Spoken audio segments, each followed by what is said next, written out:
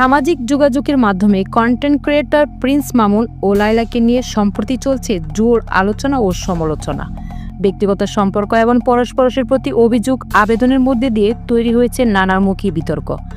এই পরিস্থিতিতে সাংবাদিকদের মুখোমুখি হয়ে নিজে অবস্থান ব্যাখ্যা করলেন প্রিন্স মামুন। প্রিন্স মামুন দাবি করেন, লায়লার বয়স 50 বছর এবং তাদের সম্পর্ক কেবলই বন্ধুত্বের।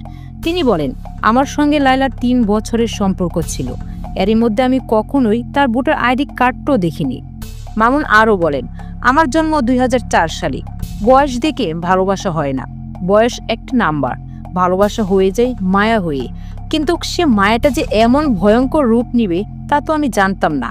তিনি অভিযোগ করে বলেন, ওর সঙ্গে আমার কথা হয়েছিল আমরা সারা জীবন 12 বন্ধু থাকব, কিন্তু যখন আমি জানলাম ওর ব্যাকগ্রাউন্ড কেমন, তখন ফ্রেন্ডশিপের বাইরে আর যাওয়া সম্ভব না।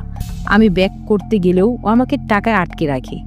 মামলা করে রেখেছে, বলেছিল মামলা তুলবে, কিন্তু তুলে না। আমি যেন পুতুলের মতোই নাচছি। আরও অভিযোগ করেন, এখন আমার দোষ হচ্ছে আমি মেয়ে বন্ধুদের সঙ্গে ঘুরলাম কেন, অথচ লায়লা নিজে একজন অ্যাটেনশনের শিকার। তার মেয়ের বয়স 50। প্রিন্স মামুন ও লায়লার সম্পর্ক নিয়ে সামাজিক মাধ্যমে ব্যাপক চর্চা চলছে। কখনো বিতর্কর ভিডিও, কখনো পরস্পরের প্রতি অভিযোগ। সব মিলিয়ে দুজনে এখন top of the social media.